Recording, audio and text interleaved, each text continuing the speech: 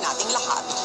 I am giving 2 points to Fenech. In the time that we've been here, she's been very held back. She hasn't really participated much in group activities. I am giving 1 point to Rita.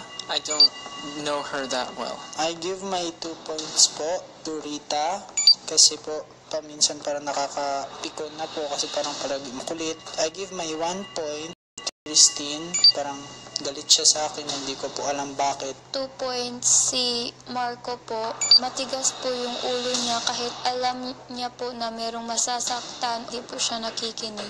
Binibigyan ko po si Christian po ng 1 point. Madali lang po siya mapikon. I give 2 points for Heaven. Nahirapan nga po kami dahil wala pong cooperation. 1 point for Rita po. Pangalawa po siya sa may pinakamababang ginib na effort po para tumulong po sa aming third lucky task. 2 points po kay Rita po kasi po bata pa po siya pero parang minsan po hindi niya po kaya na siya naman po yung makibagay po sa amin. 1 point ko po kay Christian po. Hindi niya pa rin po mabawasan minsan yung pagiging makasarili niya po.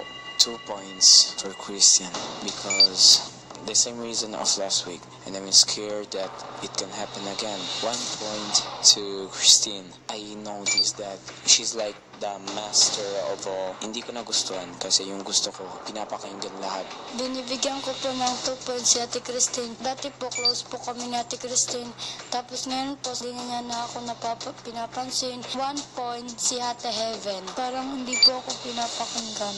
Bibigyan ko po ng 2 points si Rita. Nagiging disrespectful na rin po siya sa amin. 1 point si Christian. Dapat malaman niya po na is not always gonna win in everything. Bigyan ko po ng 2 points si Marco. Nagmamagaling po o sa mga laro.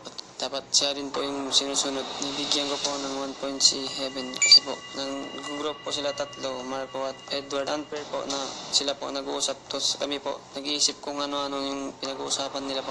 Binibigyan ko ng 2 puntos si Kisses. Magulo pa rin po yung gamit niya. Binibigyan ko ng 1 puntos si Christine.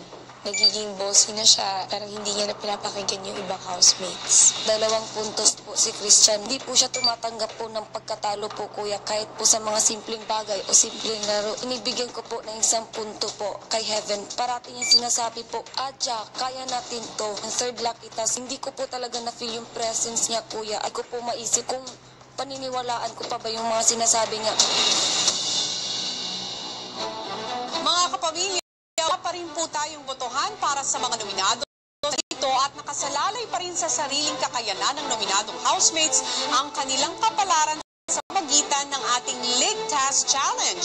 Ano nga kaya ang kanilang magiging League Task Challenge at abangan ang magiging kapangyarihan nyo na magbigay ng padalak sa mga susunod na araw. Muli ako po si Tony Gonzaga at patuloy pa rin ang ating kwentuhan sa tumitinding kaganapan dito pa rin sa nag-iisang teleserye ng totoong buhay, ang Pinoy Big Brother, Lucky